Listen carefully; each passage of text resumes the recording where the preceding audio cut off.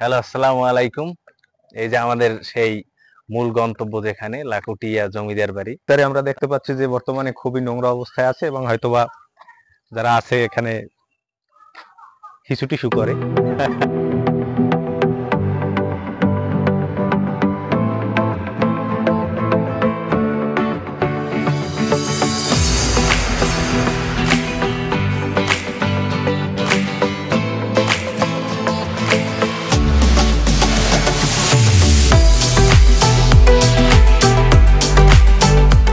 Hello, আসসালামু আলাইকুম। এই যে আমাদের সেই মূল গন্তব্য যেখানে লাকুটিয়া জমিদার বাড়ি। এটা হচ্ছে লাকুটিয়া জমিদার বাড়ির মেইন ফলক, যেটা গেট আর কি।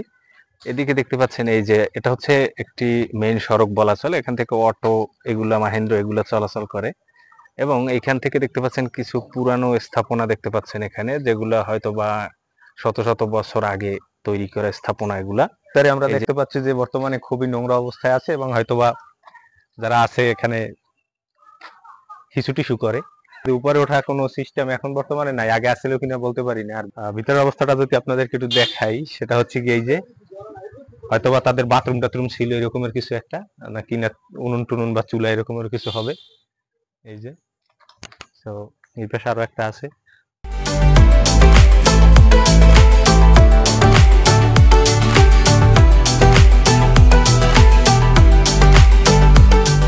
মেইন ফলক থেকে এই যে ভিতরে ঢুকতেছি আর কি। এখন সামনের দিকে এটা হচ্ছে সেই জমিদারের মেইন ভবন, যেটা আর কি মূল ভবন। তো এই যে দেখতে পাচ্ছেন মেইন ভবন, এবং এখানে আমরা দেখতে পাচ্ছি কিছু, এটা মূলত কৃষি গবেষণা কেন্দ্র এরকম কিছু একটা হবে আর কি। তো এখানে দেখতে পাচ্ছেন এই যে বিভিন্ন ধরনের যন্ত্রাংশ পড়ে আছে আর কি, এখানে ব্যবহার করতো তারা। এবং এটা একটা চাতালের মতো, যেখানে ধান শুকায় সেদ্ধ করার পরে।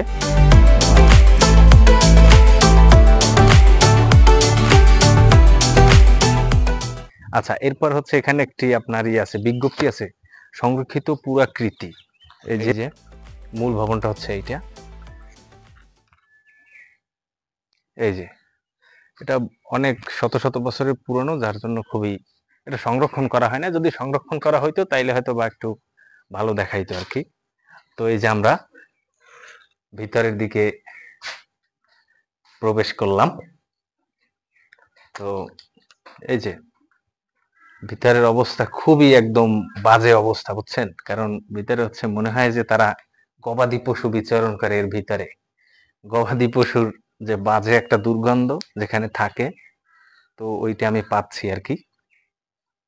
এই যে এখানে হয়তো বা কেউ গরু ছাগল ইত্যাদি বেঁধে রাখে আর কি। এই যে খড়কুটা দেখতে পাচ্ছেন, এই যে এই আর কি। এখনকার এটা পরিচর্যা তো আর করা হয় না। দেখা গেছে এলাকার মানুষজন যারা আছে আশেপাশে, তারা হচ্ছে গবাদি পশু এখানে বেঁধে রাখে দিনের বেলায়।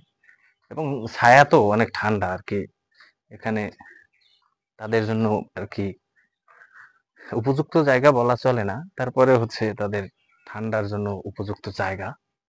এখানে একটা বট গাছ আছে সম্পূর্ণ ওয়াল জুড়ে, দেখতে পাচ্ছেন এই যে উপরের দিক থেকে। এই যে আর কি, এগুলো হচ্ছে কিছু নিদর্শন, আদি নিদর্শন যেটাকে বলা হয়। এগুলো হচ্ছে যারা এখান থেকে শিক্ষা গ্রহণ করতে চায় এই জমিদার বাড়ি সম্পর্কে, তাদের জন্য ভালো।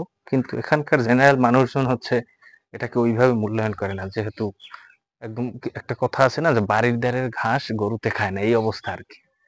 তো এটা একটা স্থাপনা হলেও আমরা যারা দূর থেকে আসি দেখতে, তাদের জন্য একটা দর্শনীয় প্লাস এবং শিক্ষণীয় জায়গা, কিন্তু স্থানীয় যারা আছেন তাদের জন্য ততটা গুরুত্বপূর্ণ না এটা।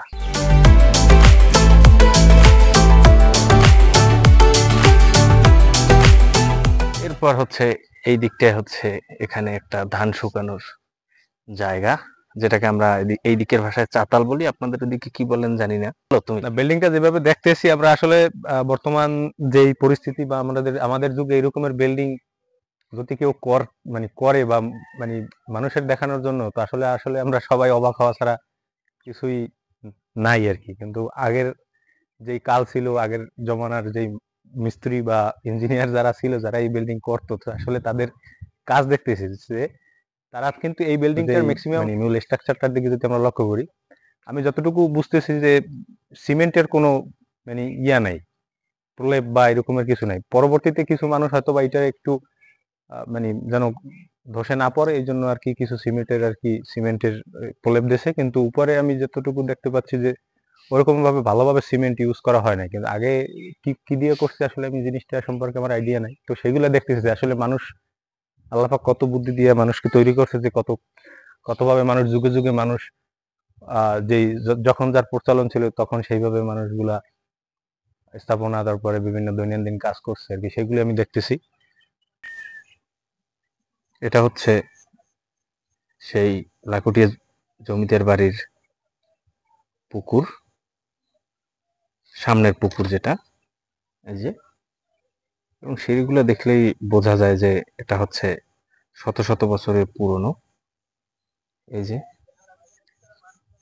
মেইন ভবন হচ্ছে ওইটা জমিদার বাড়ির, এবং এটা হচ্ছে তাদের সামনের পুষ্করী যেটা।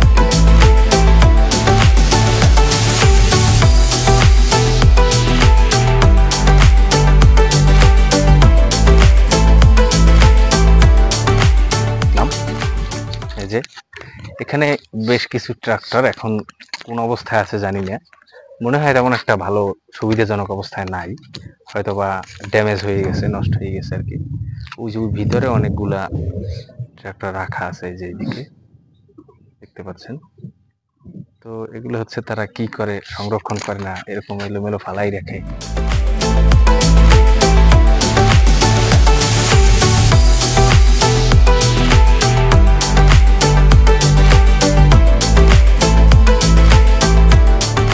এই যে দেখতে পাচ্ছেন এখানে কিছু সেই পুরনো কিছু নিদর্শন এখানে। এই যে এদিকটা হচ্ছে সম্ভবত এগুলা জমিদারদের ব্যবহৃত কিছু হয়তো বা চিটা সামগ্রী, এরকম কিছু একটা হবে। এদিকে গ্রামের ভিতরে